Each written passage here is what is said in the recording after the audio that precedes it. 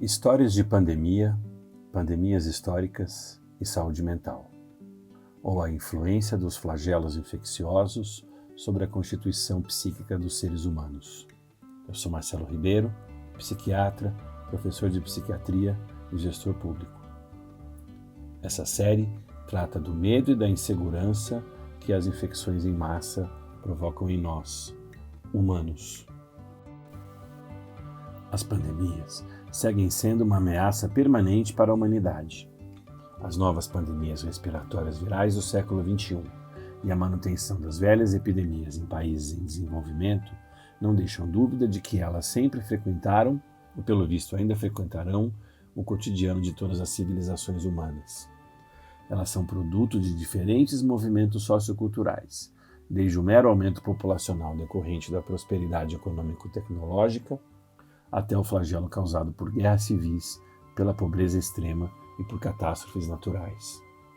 Bilhões de pessoas já morreram vítimas de pandemias e a cada onda ou surto, novos desafios e enfrentamentos de ordem social, cultural e sanitário são propostos, cada vez mais complexos e sofisticados.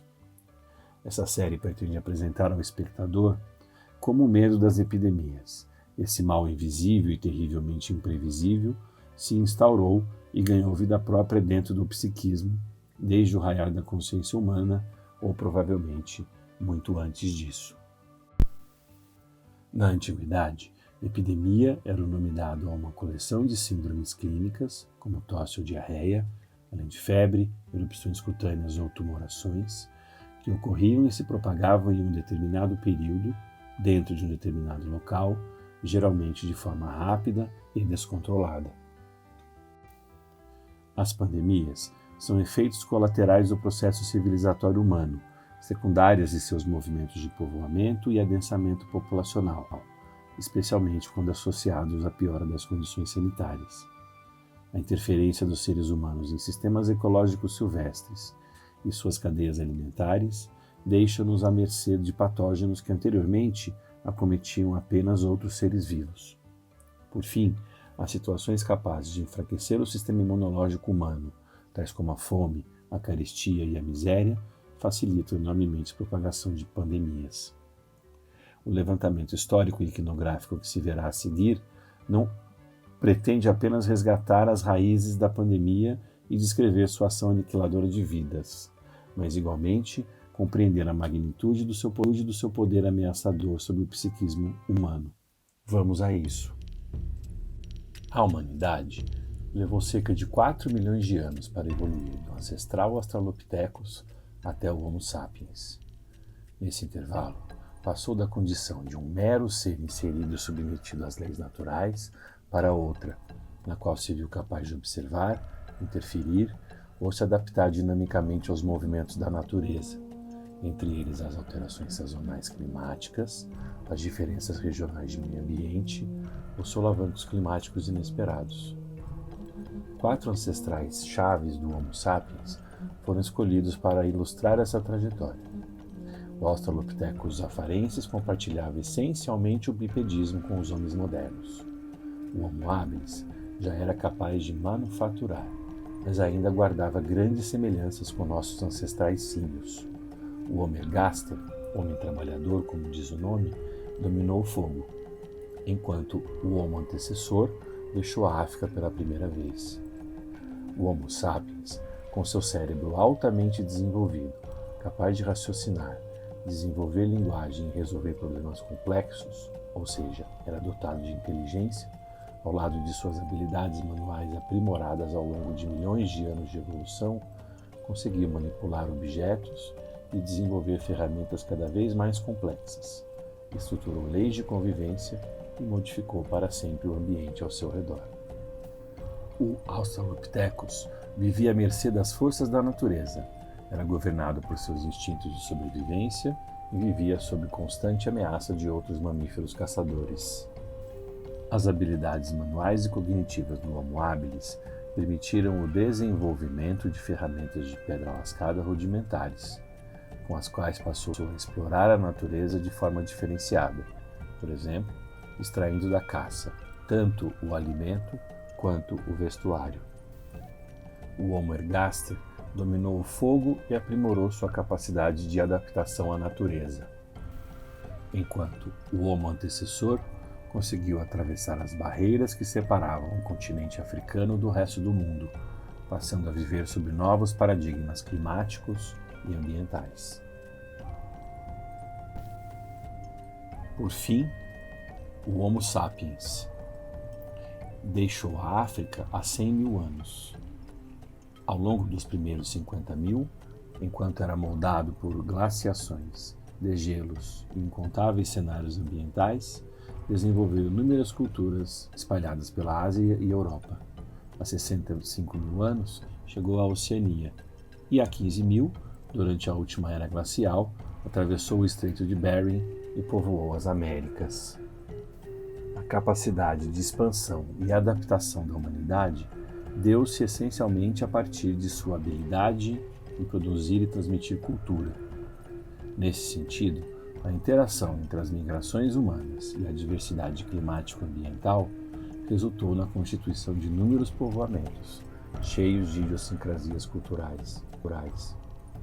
Essa perspectiva de diversidade e de mobilidade quase sempre vai contra o senso comum, que imagina o período pré-histórico como um momento estático, cheio de seres desnudos dançando ao redor do fogo, até o surgimento repentino e milagroso das exuberantes civilizações agrícolas da antiguidade, cheias de pirâmides e jardins suspensos.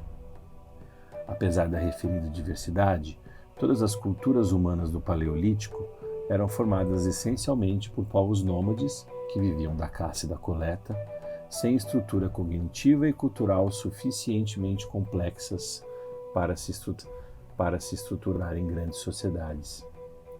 Ainda assim, conforme as adversidades climáticas e ambientais foram moldando milenarmente seu patrimônio neurobiológico, as sociedades humanas começaram a desenvolver um nomadismo mais estruturado, cíclico e previsível, o que lhes permitiu organizar formas intermediárias de sedentarismo. Demandas sanitárias importantes surgiriam e se ampliariam a partir desse processo, como se verá mais adiante. Vale chamar a atenção do espectador para a pequena área circundada em verde, entre o leste europeu e a Ásia siberiana. Essa região, que atualmente compõe os territórios da Romênia, Moldávia e Ucrânia, formava um corredor de planícies, drenada por rios caudalosos, navegáveis e capazes de integrar imensas regiões. A chegada à Europa pela Ásia é obstruída por imensos e compactos paredões montanhosos, formados pelos Cárpatos, os Alpes e os Pirineus, transformando a planície germânica ao norte e o corredor aberto pelo Vale do Rio Danúbio ao sul, vias de passagem e contato naturais entre ambos os continentes. A via de planícies ao sudeste europeu será o cenário para a história que se contará a seguir. O Homo sapiens moderno, cujo psiquismo dotado da criatividade que define nosso jeito de ser, funcionar e se adaptar às vicissitudes do ambiente e da vida cotidiana, surgiu por volta de 40 mil a.C. Na Europa, formou as primeiras sociedades seminômades, ainda desprovidas de habilidades agrícolas e dependentes da caça e da coleta, mas capazes de identificar os movimentos cíclicos da natureza e de se antever aos mesmos. Desse modo, estabeleceu uma série de assentamentos nas planícies da região da Morávia, na República Tcheca atual, uma via de passagem de animais migratórios, entre eles o mamute e suas hordas. O assentamento permanente de Pavlov, localizado na conexão entre as planícies do norte europeu e o vale do rio Danúbio, na região de Předmosť, na atual República Tcheca, se estruturou em função da caça ao mamute. Tal povoamento era vizinho de outra importante cultura, o assentamento de Dolní Věstonice, provavelmente a mais desenvolvida cultura daquela época. Na ilustração, um líder espiritual parece apresentar à humanidade a pequena estatueta da Vênus de Dolní Věstonice. À esquerda, 3 gerações de mulheres personificam a trajetória biológica do sexo feminino, durante a qual os mistérios relacionados à sexualidade e à fertilidade eram revelados e assimilados, tendo o patriarcado xamânico como seu intermediário espiritual. À direita, uma mulher adulta oferece em sacrifício produtos da criatividade e das habilidades fabris e artísticas relacionadas ao feminino por aquela cultura, entre elas o plantio e as colheitas, bem como a manufatura de objetos artesanais. Ao fundo, o assentamento de Dona Vestonitsi se movimenta alegremente, satisfeito e festivo em decorrência da caçada bem-sucedida. A influência patriarcal, simbolizada aqui pelo xamã macho, o intermediário entre as forças e mistérios da Mãe Terra e a espiritualidade humana, ao longo dos últimos milênios do Paleolítico, suplantaria seus traços matriarcais, outrora estruturados a partir dos ciclos da natureza, intimamente relacionados com a ideia da fertilidade e prontamente identificados na mulher, deificação do feminino.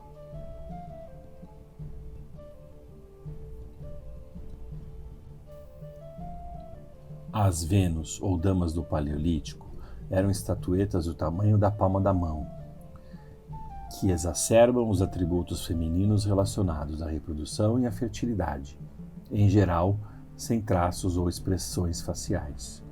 Eram esculpidas a partir do marfim, ossos, pedras calcárias ou, raramente, feitas em cerâmica, como era o caso da Vênus de Dona Vestonitsi. Cerca de 200 estatuetas com essas características foram encontradas em sítios arqueológicos paleolíticos, desde a Espanha até a Sibéria, com idades entre 10.000 e 35.000 anos. A ideia de que tais figuras Sibéria, com idades entre 10.000 e 35.000 anos. A ideia de que tais figuras eram parte de cultos religiosos relacionados à fertilidade é amplamente difundida. Outros arqueólogos e antropólogos, no entanto, defendem que tais estatuetas eram fruto do exercício de autopercepção das próprias mulheres, esculpidas exatamente da maneira como um olhar cabisbaixo e investigativo observaria o próprio corpo. A presença recorrente e marcante da obesidade parece ser um registro histórico da chegada do sedentarismo, ao qual as mulheres foram expostas primeiramente, vivendo nos assentamentos, desenvolvendo o cultivo de plantas, a cerâmica, novos modos culinários para processar e preparar alimentos e as artes manuais, enquanto os homens se ocupavam da caça, muitas vezes em locais distantes. Nessas sociedades caçadoras-coletoras cada vez mais próximas do sedentarismo, a crescente dominância territorial de natureza patriarcal começou a ver a mulher bem alimentada como um paradigma de sabedoria e de fertilidade. Os traços avantajados remeteriam o observador daquela época tanto ao passado reprodutivo e fértil da mulher, bem-sucedido, quanto àquilo em que o tempo a transformara, em uma referência de sabedoria capaz de desenvolver conhecimento e transmitir cultura, especialmente aquela relacionada aos ciclos de vida e morte, bem como aos mistérios da fertilidade. Realismo e abstração combinados, como nunca se observara antes no universo humano do Paleolítico. Desse modo, não apenas a religiosidade relacionada aos ciclos de vida, mas igualmente a importância do trabalho feminino nesse novo contexto, estavam incluídos nos contornos dessas estatuetas. A tentativa de desvendar anatomicamente os mistérios da vida e da morte de forma proto-científica também fazia parte dessas relíquias da história da humanidade.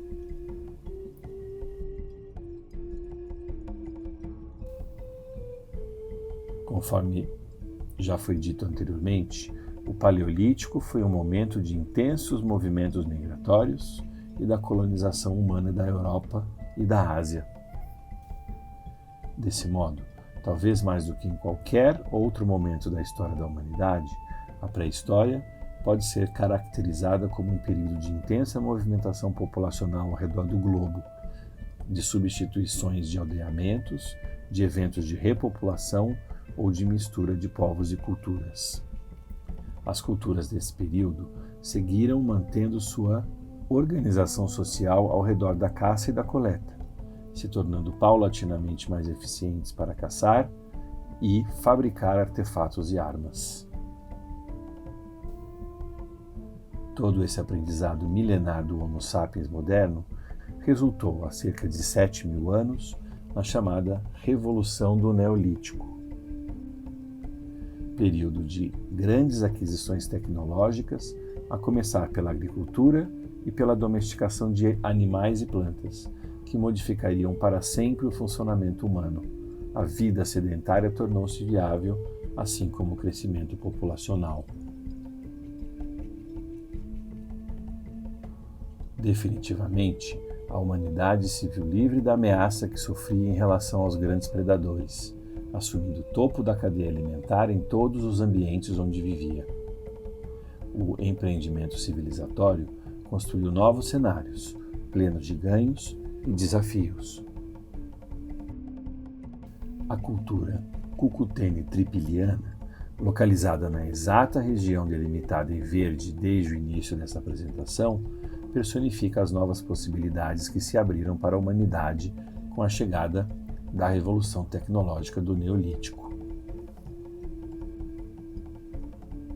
Mega assentamentos às margens de rios caudalosos que corriam pelas planícies das atuais Romênia, Moldávia e Ucrânia para desaguarem no Mar Negro chegaram a reunir entre 10.000 e 40.000 pessoas. Ainda não havia estrutura de cidade, estratificação social, tampouco sistemas simbólicos de comunicação. A figura do chefe estruturava o funcionamento socioeconômico dos povoados, e a divisão de trabalho ainda estava em estágio inicial de desenvolvimento.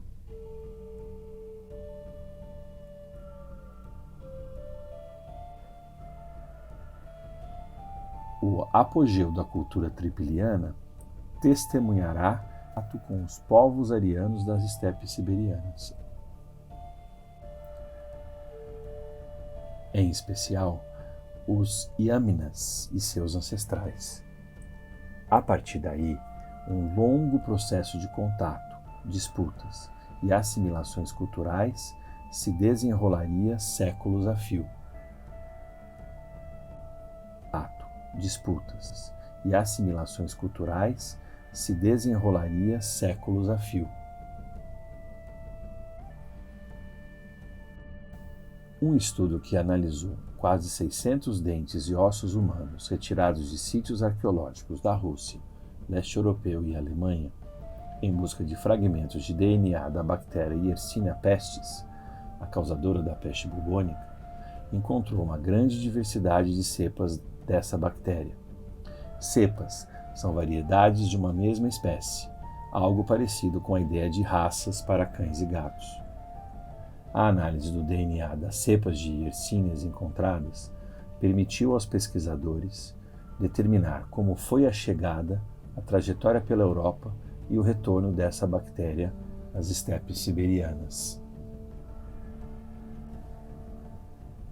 De acordo com esse mapeamento, a peste foi introduzida na Europa entre 5.000 e 3.000 a.C., a partir do contato dos Yaminas e tripilianos. Esses últimos passaram a funcionar como uma espécie de reservatório endêmico e fonte de disseminação da bactéria Europa adentro.